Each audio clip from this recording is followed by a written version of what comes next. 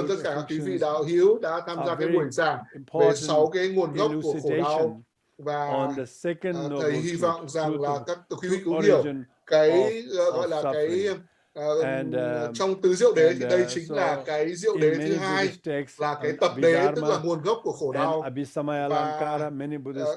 Và trong các cái văn bản khác nhau của các cái đã được giải thích rất là chi tiết, cụ thể.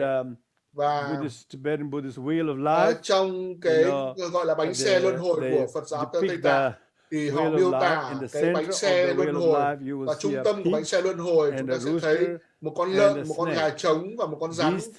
Và ba cái điều đó chính là minh họa của ba cái nguồn gốc, ba cái tham độc.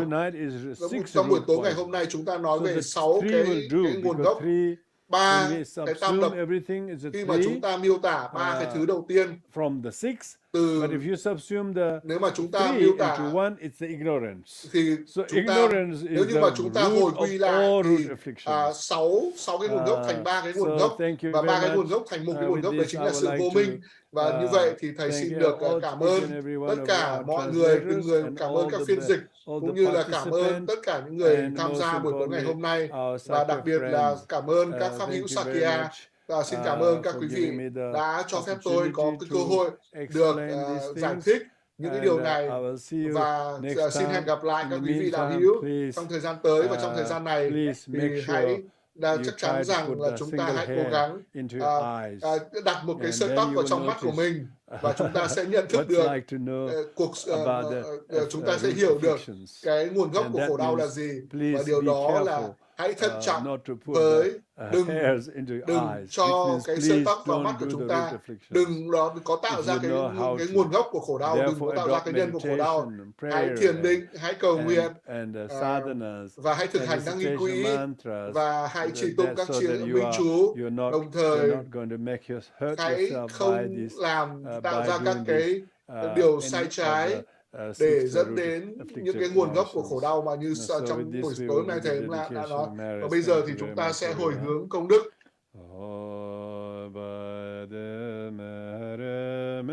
Bằng công đức có được từ thực hành này, nguyện chúng con nhanh chóng vượt qua mọi xu đồi và đạt được toàn giác. Nguyện con giải thoát mọi chúng sinh khỏi bể khổ sinh lão bệnh tử. Lắng nghe giáo lý đại thừa, bằng bất cứ công đức nào con có được, nguyện mọi chúng sinh đều trở thành bình chứa bất nhiễm.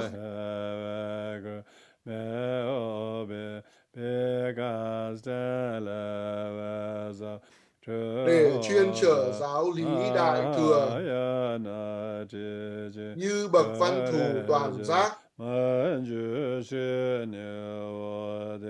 và Đức Phật Phổ Hiền. Con nguyện hồi hướng mọi công đức để thực hành theo gót chân các ngài. Bồ đề tâm vương, tâm tối thượng, tâm vô cùng chân quý. Nơi tâm ấy chưa sinh, xin cho tâm ấy nảy sinh.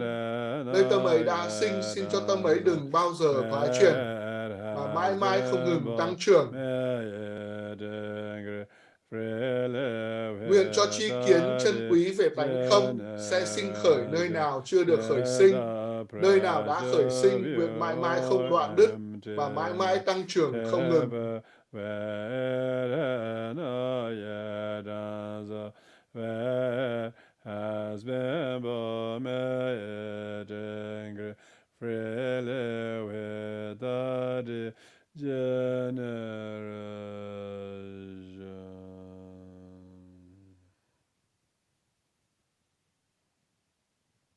On behalf of Sakya friends, I express gratitude to our dear teacher Lama Choedak Rinpoche for giving profound teaching on the 6 root afflictions. Về 6 cái nguồn gốc của khổ đau. Many thanks to the kindness of our translators của các phiên who dịch brought viên đã dành thời gian to so many languages audiences today on this weekend in general. Over 1,000 people joined our live stream this weekend from our 16 countries. Ở trên 60 quốc gia khác nhau.